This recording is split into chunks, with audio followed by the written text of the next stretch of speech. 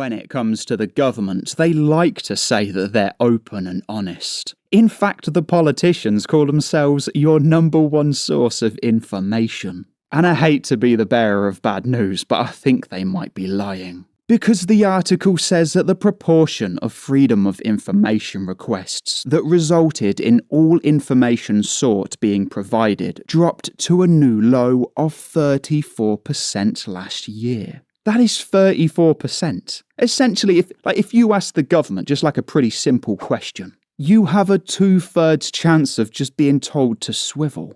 And make no mistake, putting forward a freedom of information request, as a taxpayer, even as a non-taxpayer, that is your right to do so. They even went so far as to make the Freedom of Information Act, meaning that anyone can just ask the government a question. They literally signed it into law. But when it comes to the government actually following the rules themselves, well, again, the government really just don't like being open and honest. And personally speaking, I've made a few FOI requests over the last couple of years. And my experience with them, it's about 50-50. 50% of the time they give you the information. But the other 50%, like I said, they just tell you to swivel. And I know that they do get quite a lot of requests. There must be people out there, working in the council offices. They must spend half their day dealing with these requests. But that's not your problem. It don't matter what their workload is. They made the promise to give you the information, and now they're just not following through with it. But even if that was the case, right,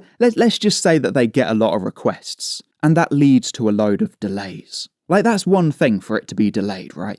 But these are not delays. These are just downright refusals. Because like I said, if this was from being overstretched, I get it, right? That's one thing. But to just decline 2/3 of requests, honestly, it just seems like it's actually pointless just having the act in the first place. Now look, the government will go to great lengths to tell you that this is normal. They'll tell you that this is just, it's just the regular run of the mill. But it's really not. Because can you imagine it? Take this for example, right? Let's say your wife or your partner asks you a question, and she just demands to know the answer. It's going to put you right on the spot. But now let's say you flip it round on them, and you say, listen, I'll only tell you 34% of what you want to know.